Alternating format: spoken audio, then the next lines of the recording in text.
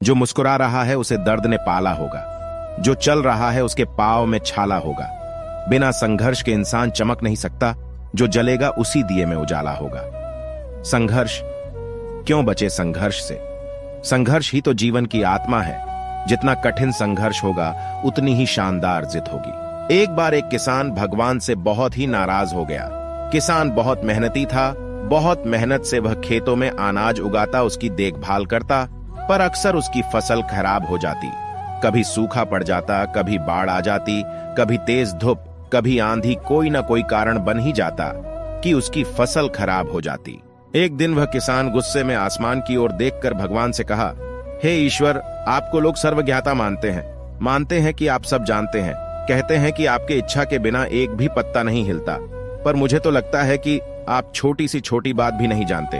आपको तो ये भी नहीं पता कि खेतीबाड़ी कैसे करते हैं। अगर आप जानते होते तो हर समय जो बाढ़, आंधी और तूफान आते हैं वो कभी नहीं आते। आप नहीं जानते कि कितना नुकसान उठाना पड़ता है हम किसानों को। यदि आप मेरे हाथ में यह शक्ति दे दे कि जैसा मैं चाहूं वैसा मैं मौसम कर दूं, फिर आप देखना मैं अन्न का भंडार लगा दूंगा।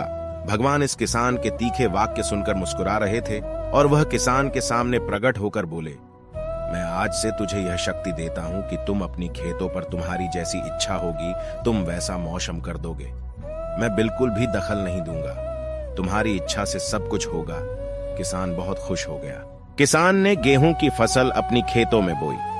जब उसे लगा कि खेतों को धूप चाहिए तो खेतों को धूप मिले, जब पानी बरसना चाहिए तभी पानी बरसे, और तो और आंधी, तूफान, बाढ़ कुछ भी उसने अपने खेतों पर आने नहीं दिया।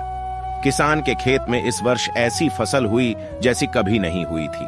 हरी भरी लहलहाती फसल देख किसान मन ही मन वह बहुत खुश हो गया और सोचने लगा, अब सबूत के साथ दिखाऊंगा भगवान को कि इसे कहते हैं शक्ति का सही उपयोग। मेरी सफलता देखकर उन्हें अपनी नियम जरूर बदलने पड़ेंगे।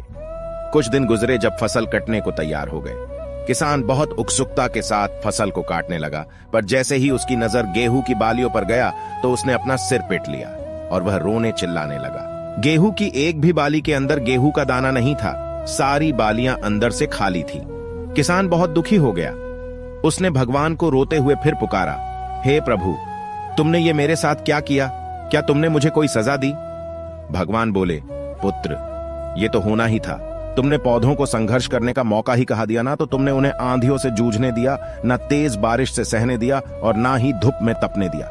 एक भी चुनौती का सामना तुमने उन्हें नहीं करने दिया, इसीलिए सारे पौधे अंदर से खोखले रह गए। जब आंधी, तूफान, तेज बारिश और धूप पड़ती है तभी ये पौधा अपने अस्तित्व को बचाने के लिए संघर्ष करते हैं, और इसी संघर्ष से एक बल पैदा होता है जिसमें शक्ति होती है, ऊर्जा होती है।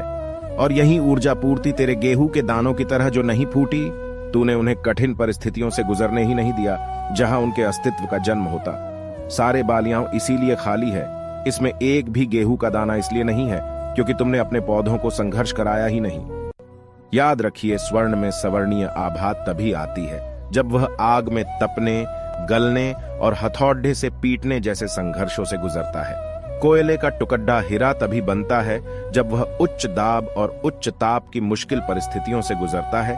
इसी तरह यदि हमारी जिंदगी में कोई संघर्ष ही ना हो, कोई चुनौती ही ना हो, तो हम भी गेहूं की बालियों की तरह खोखले रह जाएंगे, कोई अस्तित्व नहीं होगा हमारा। विपरीत परिस्थितियां, चुनौतियां, समस्याएं हमें और अधिक निखारती है। यदि जीवन में कठिन परिस्थितियां और चुनौतियां आए तो घबराना मत, बल्कि सामना करना। विश्वास करना कि आप और अधिक निखर जाओगे और अधिक मजबूत बन जाओगे।